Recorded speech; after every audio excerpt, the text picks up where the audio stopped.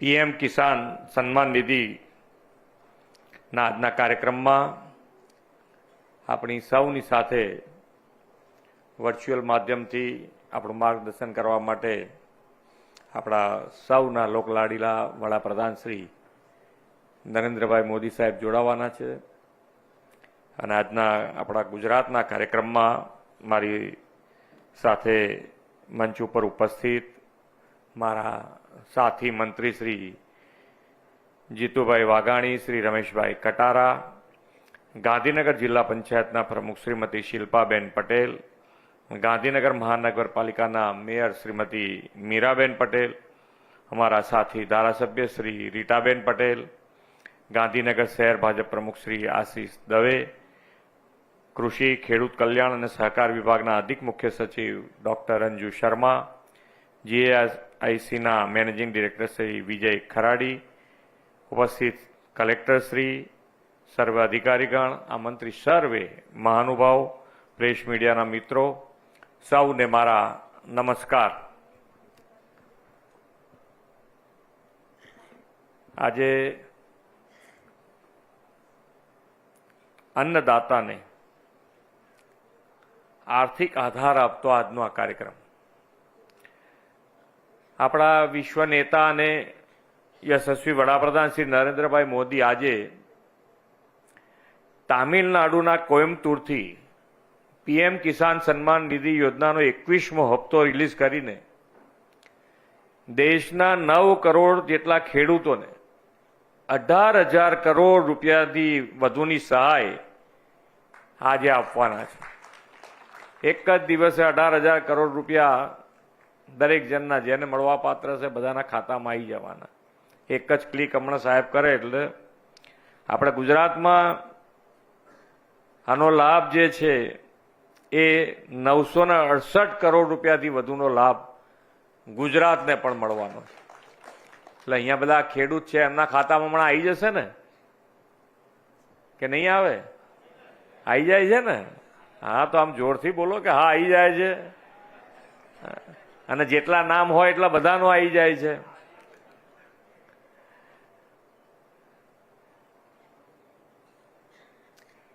વડાપ્રધાન શ્રી નરેન્દ્રભાઈએ જગતના તાત કહેવાતા ખેડૂતોના આર્થિક સામાજિક જીવનમાં પરિવર્તન લાવવાનો સંકલ્પ કર્યો છે. આઝાદીના દશકાઓ સુધી ખેડૂત આકાશી ખેતી કરતો રહ્યો અને પાક ધિરાણ માટે મોટા વ્યાજે પૈસા લઈને દેવાના ડુંગરમાં પણ ઘણી વખત ફસાતા રહ્યા છે. શ્રી મોદી સાહેબે ખેડૂતોને ખેતીમાં 2 પાંદડે કરવા પૂરતું પાણી, વીજળી અને ખેતલક્ષી સુવિધાઓ પહોંચાડી અને વડાપ્રધાનશ્રીએ બીજથી લઈને બજાર સુધીના બધા તબક્કે ખેડૂતોને પડખે રહીને ખેડૂતોનું કલ્યાણ સુનિશ્ચિત કર્યું છે. આ વર્ષના બજેટમાં પીએમ ધન ધાન્ય કૃષિ યોજના શરૂ કરવાનું જે કમિટમેન્ટ કર્યું હતું તે પણ 6 વર્ષના સમયગાળા માટે અમલી બનાવીને અન્નદાતાની દરકાર કરી છે અને જે કહેવું તે કરવું પુરવાર કર્યું છે. ક્લાઇમેટ ચેન્જ અને તેના કારણે થતું ખરાબ હવામાન ખેડૂતો માટે મોટો પડકાર રહ્યું છે. ક્યારેક ખૂબ વરસાદ પડે, ક્યારેક કરા પડે, હિમ પડે. જ્યારે પણ ખેડૂતો પર કુદરતી આફત આવી ત્યારે મોદી સાહેબની સરકારે હંમેશા સાથે રહીને આર્થિક અને માનસિક સહિયારો આપ્યો છે.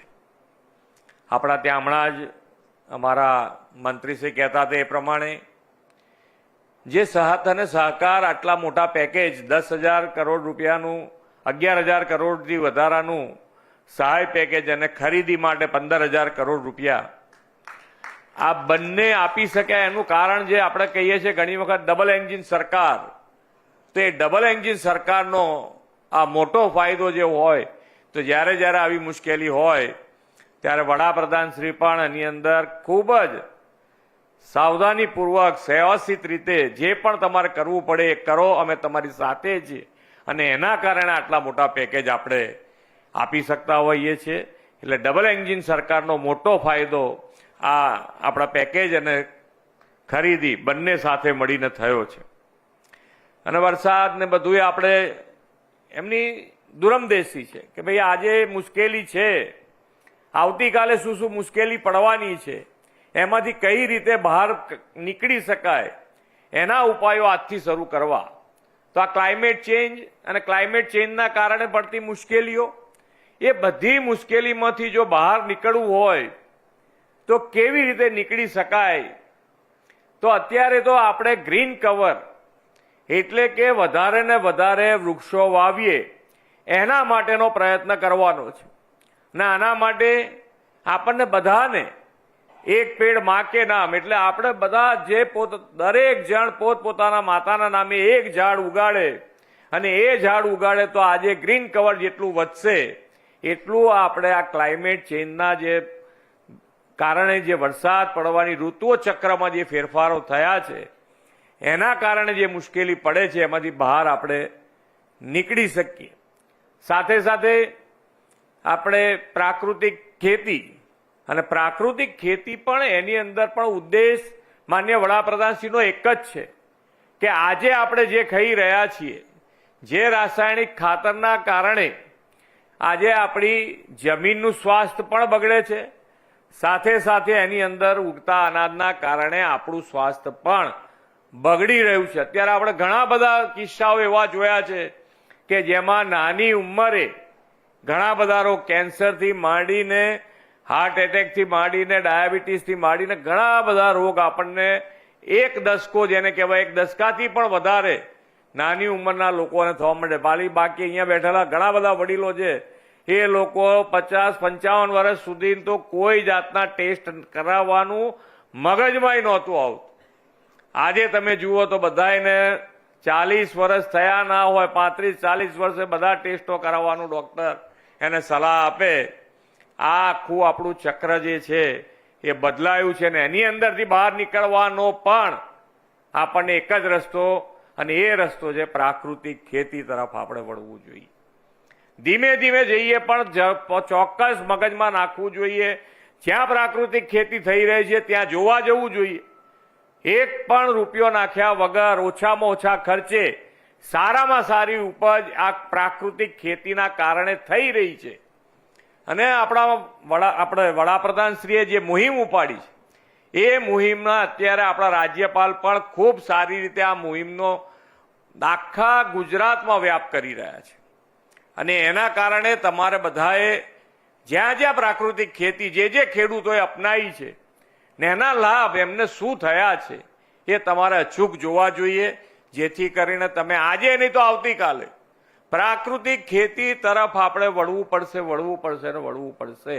તો આજે શેના માટે નહીં, તો આપણે આ પ્રાકૃતિક ખેતીને પણ એક એજન્ડા બનાવી આપણા પોતાના ખેતરમાં જ્યાં જ્યાં આપણે ખેતી કરી રહ્યા છીએ અહીંયા જે પણ ખેડૂત બેઠા છે એ લોકો બધા જ આ પ્રાકૃતિક ખેતીમાં ઝડપથી આગળ વધે એના માટે અમે એક અપીલ કરીએ છીએ. અને તાત્કાલિક આની અંદર જ્યાં જ્યાં છે જે ખેડૂત કરી રહ્યા છે એના એક વખત એડ્રેસ જો બનાવીને મોકલી દેવાય દરેક જણના ત્યાં, તો એ લોકો જોઈ શકે પોતાની જાતે ક્યાં બાજુમાં થઈ રહી છે કે બીજા ગામમાં થઈ રહી છે, તો એ જોઈ આવે એક વખત. એક લિસ્ટ એક બનાવી દેવું જોઈએ.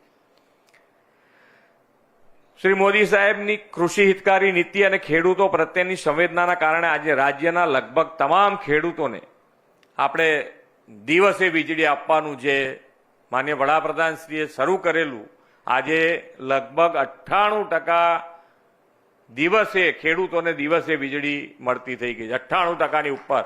હવે એ બી 1-2 જગ્યાએ હશે તો એ બી લગભગ આ માર્ચ મહિના પહેલા આ પૂરું મિશન કરી દેવાના છે. આ પણ એક ખૂબ મોટો નિર્ણય માન્ય વડાપ્રધાનશ્રીનો, ને આપણે એ પૂરો કરી શકે એ અમારા માટે આનંદની વાત છે. આજે દેશ જે પ્રમાણે આગળ વધી રહ્યો છે અને જે પ્રમાણે વૈશ્વિક જે પ્રમાણે માહોલ ઊભો થયો છે એ માહોલમાં આપણે આગળ વધવા માટે આત્મનિર્ભર ભારત અને આત્મનિર્ભર ભારત માટે આપણે સૌએ સ્વદેશીને જેટલું પ્રોત્સાહન આપીશું એટલું આપણા માટે ખૂબ સારી રીતે જે માન્ય વડાપ્રધાનશ્રીનો 2047માં જે વિકસિત ભારત બનાવવાનો સંકલ્પ છે તો એ વિકસિત ભારતના સંકલ્પમાં આપણે વિકસિત ગુજરાત અને વિકસિત ગુજરાત માટે સ્વદેશી અપનાવીને આત્મનિર્ભર તરફ આગળ વધીએ, આપણે સૌ સાથે મળીને આગળ વધીએ, એ જ અભ્યર્થના સાથે વિરમું છું. ભારત માતા કી જય, વંદે માતરમ, જય જય ગરવી ગુજરાત.